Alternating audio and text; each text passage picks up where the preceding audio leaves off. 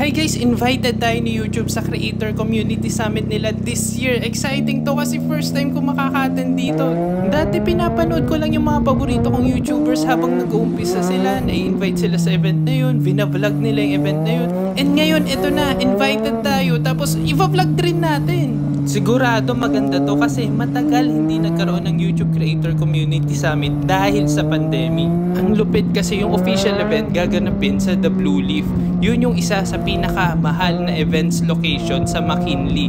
McKinley, malapit ito sa BGC Taguig.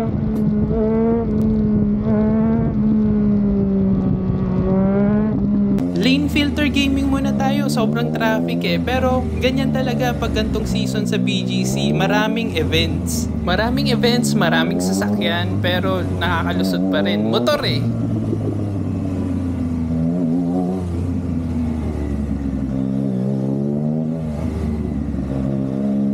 Okay, kita na natin yung napakagandang mga building ng BGC at yung mga magagandang damuhan.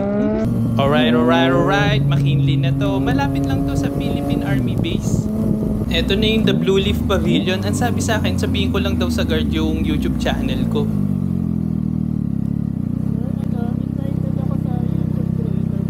Pinapunta ako ni Kuya dun sa no parking. Pero ang sabi naman sa akin, lahat ng magpa-park dito, mga YouTubers, pati yung mga part ng event.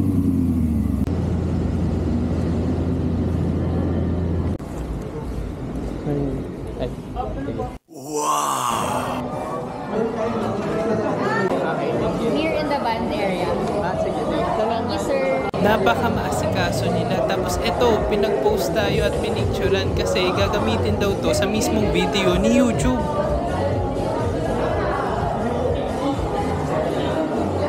Sila Kuya Guard pala dito, subscribers natin. Grabe, tinatry ko lang na i-contain yung excitement ko. Kunwari chill lang, pero ang hirap kasi mga nakakasalubong ko. Managing directors, account managers from YouTube. Tapos eto, ang daming mga big YouTubers. Ako, beginner YouTuber lang Tapos ako lang yata yung motovlogger dito. Share ko sa inyo guys yung summary ng mga pinag-usapan dito. Pinakita yung budget ni YouTube para sa mga kikitain ng mga creators. Nandito rin, diniscuss yung mga bagong features ng YouTube para makatulong sa mga creators na mas makagawa pa ng mga magagandang content. Especially sa shorts, meron din mga invited na agency na affiliated sa mga brands na naglalagay ng advertising nila or advertisement sa YouTube. And explain rin ng mga advertising agencies na to na aside sa budget nila sa pag-allocate ng advertising sa YouTube, meron rin silang ina-allocate na budget para sa mismong pag-approach nila sa mga YouTubers. Sila mismo, a-approach ka, tapos magkakaroon ng brand deals with you. Pero ang gagawin nila muna, check nila, meron kasi silang account within YouTube para ma-check nila kung legit ka ba na account, na hindi ka ba nandadaya sa mga views mo, sa mga subscribers mo. Kung walang problema sa account mo, bibigyan ka nila ng mga brand deals. Kaya pansin nyo yung iba, kahit ang baba pa ng mga subscriptions, binibigyan ng mga brand deals. Tapos ito, ginulat na naman kami ng YouTube. Invited pala nila yung Ben & Ben, care of Sony Music Philippines. Ben & Ben, pinipilahan to Tapos ang mahal ng ticket nito. Tapos ito, katabi lang namin, kaharap lang namin.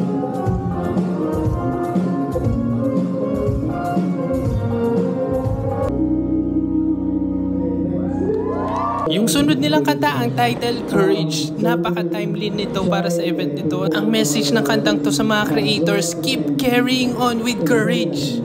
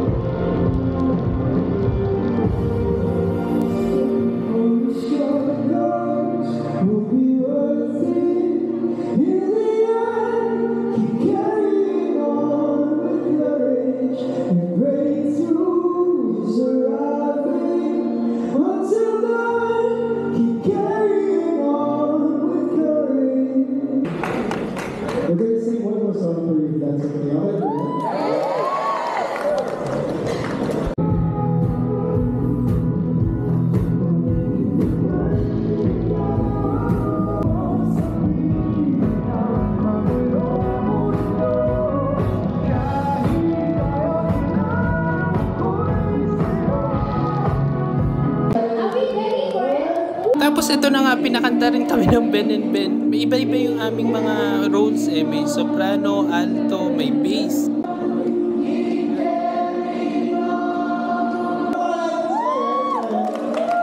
Okay, itong group na to, hindi tayo papatalo sa kanila, di ba? Itong group na to, ang gagawin nila naman ay part na ito. Keep carrying on, keep carrying on. Carrying on with courage.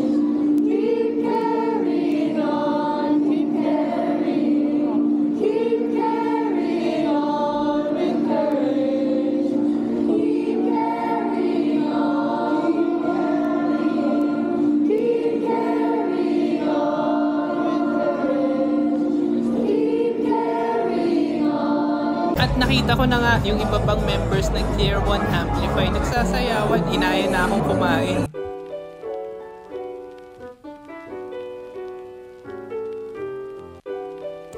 Masarap rin yung mga pagkain, mabilis lang sa akin naubos to.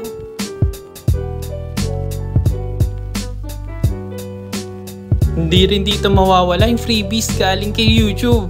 May bonding time and picture time rin kaming mga Amplify by Tier 1. Tapos na yung event and buhay rider ulit tayo. Ang laki nitong box pero may ways tayo para mailagay yan sa ating motor. Sunod naman guys, invited rin tayo sa YOLO Retro Diner PH. Yun yung restaurant na pag-aari ni Hungry Syrian Wanderer. Ang sarap talaga mag-ride no kahit gabi na. Kasi tignan nyo to, kahit gabi na, ang ganda pa rin ng city lights.